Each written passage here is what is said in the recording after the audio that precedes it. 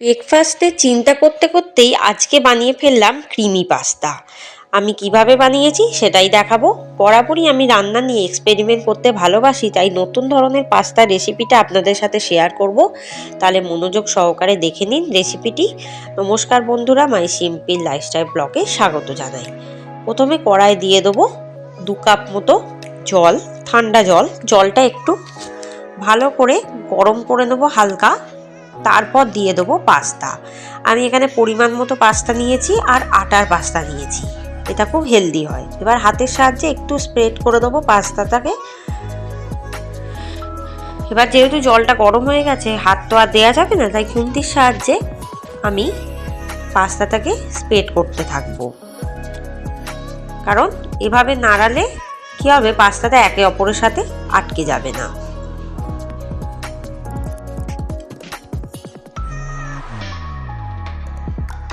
দেখুন পাস্তাগুলো বেশ ফুলে উঠেছে হালকা হালকা, তার মানে পাস্তাগুলো সিদ্ধ হয়ে গেছে। এর থেকে বেশি সিদ্ধ করার দরকার নেই, 80% সেদ্ধ হলেই হবে। এবার জলটাকে একদম ঝারিয়ে ঝারিয়ে একটি পাত্রে তুলে রাখবো।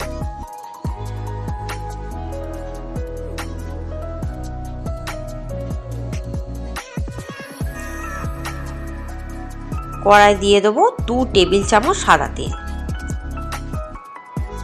তেলটা আমি ভালো মতো গরম করে দিয়ে দেবো পেঁয়াজ। পেঁয়াজটাকে আমি একটু গোল গোল করে কেটেছি।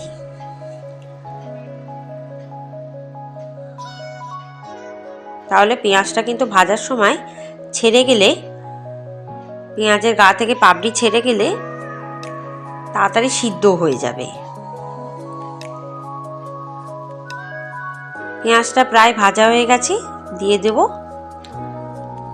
ওই 5টা কোয়া রসুনের, সেটা কুচিয়ে রেখেছি সেটাই দিয়ে দিলাম, আর একটা গোটা টমেটো। একটু ভেজে নেব।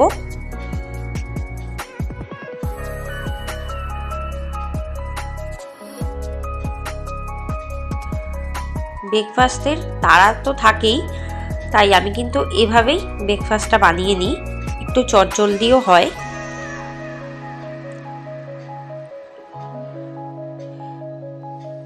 পরিমাণ মতো নুন দিয়ে দিলাম, যাতে টমেটোটা খুব তাড়াতাড়ি সিদ্ধ হয়ে যায়। নুনটা আপনারা পরিমাণ মতো দেবেন।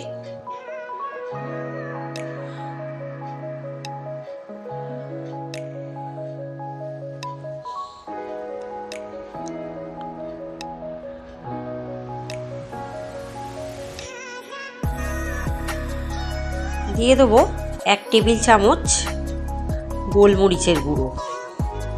এটা আপনারা কে কতটা ঝাল খান সেই বুঝে দেবে। নুনটা দেওয়ার ফলে টমেটোগুলো প্রায় সিদ্ধ হয়ে গেছে, আর পেঁয়াজটাও ভাজা ভাজা হয়ে এসছে। এরপর দিয়ে দেবো 1 টেবিল চামচ চিনি। আমি এখানে ব্রাউন সুগারটা ইউজ করছি, আপনারা চাইলে হোয়াইট সুগার ইউজ করতে পারেন।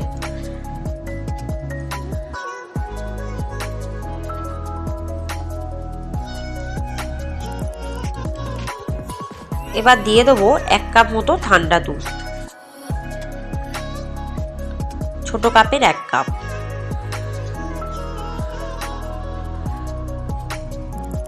একটু মশলাটা কষিয়ে দেবো।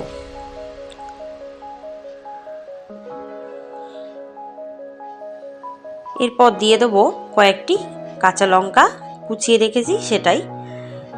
ঝালটা নিজেদের স্বাদ অনুসারে দেবেন, কাঁচা লঙ্কা অ্যাভয়েড করতে চাইলে নাও দিতে পারেন। আর যদি মনে করেন বাচ্চারা খাবে, ঝাল খেতে পারবে না, তাহলে কাঁচা লঙ্কা দেওয়ার দরকার নেই, মরিচ দিলেই হবে। এরপর পাস্তাটা দিয়ে দেবো, যেটা আগে থেকেই সিদ্ধ করে রেখেছিলাম।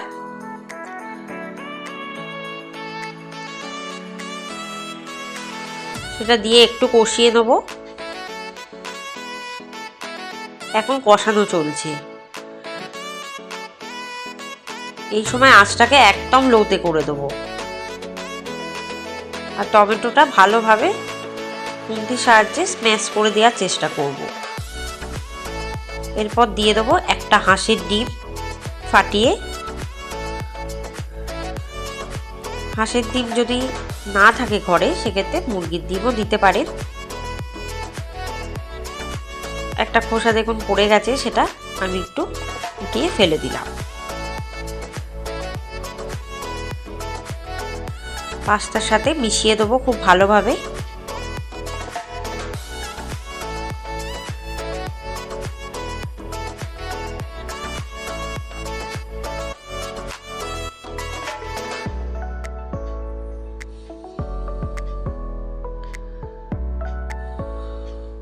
পেঁয়াজটা বেশ সেদ্ধ হয়ে গেছে কষতে কষতে।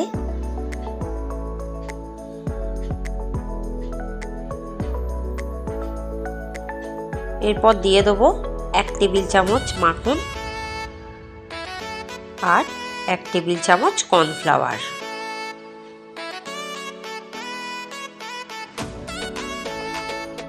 মাখনের সাথে কর্নফ্লাওয়ারটা ভালোভাবে মিশিয়ে দেবো। আর কর্নফ্লাওয়ারটা দেওয়ার পর সাথে সাথেই মেশাতে হবে, নলে কিন্তু জমাটবদ্ধ হয়ে যাবে।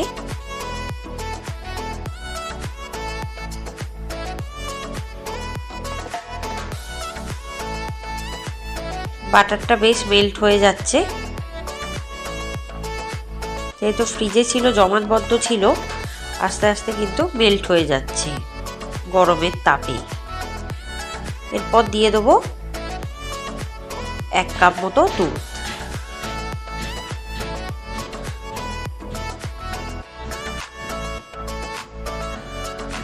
আপনারা দুধের পরিবর্তে জলও ব্যবহার করতে পারেন।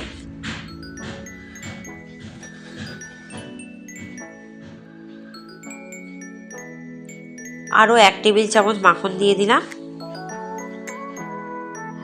নুনটা নিজেদের স্বাদ অনুসারে একটু দেখে নেবেন।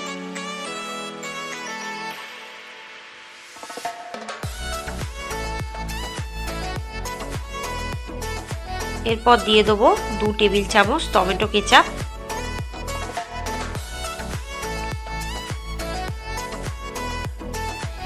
এটা একটু ঝাল মিষ্টি হবে টেস্টটা। এবার একটু হালকা শুকিয়ে দেব। তার জন্য দিয়ে দেবো কিন্তু একটা স্লাইস চিজ। আমি স্লাইস চিজ ইউজ করেছি, আপনারা গ্রেট করা চিজও ইউজ করতে পারেন। সেক্ষেত্রে 2 টেবিল চামচ দেবেন, তাহলে বেশি আঠালো হয়ে গেলে খেতে ভালো লাগবে না। চিজটা দিলে বেশ টেস্ট হবে, আর বাচ্চারাও এই চিজ খেতে ভীষণই পছন্দ করে, তাই ভালোও লাগবে। এটা কিন্তু চটজলদি হয়েও যায় টিফিনটা, তাই বানিয়ে দেবেন বাড়িতে। কমেন্টে জানাবেন, পাশে থাকা বেল আইকনে ক্লিক করবেন। নামানোর বেশ কিছুক্ষণ আগে দিয়ে দেবো 1 মুঠো ছোলা কাঁচা। যেহেতু বাচ্চারা এসব ছোলা ফোলা খেতে পছন্দ করে না, তাই কিন্তু চালাকি করে এই পাস্তার মধ্যে মিশিয়ে দিলে খেয়েও নেবে, বুঝতেও পারবে না। আশা করি রেসিপিটি ভালো লাগবেই।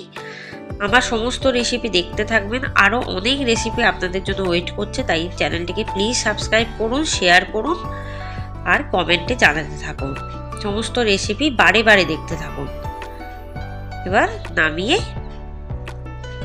সার্ভ করে দেবো। এই পাস্তা রেসিপিটি বাড়িতে বানাবেন আর খাবেন, এটা কিন্তু অনেকক্ষণ পেটে থাকবে। তাই কাউকে টিফিন দিতে, বিশেষ করে বাচ্চাদের, ভীষণই উপকারী হবে, আর বড়রাও এটা খেতে পারে। ওপর থেকে 1 টেবিল চামচ বাটার দিয়ে দিলাম। বাটারটা মেল্ট হলে আরও টেস্টি হবে। ধন্যবাদ।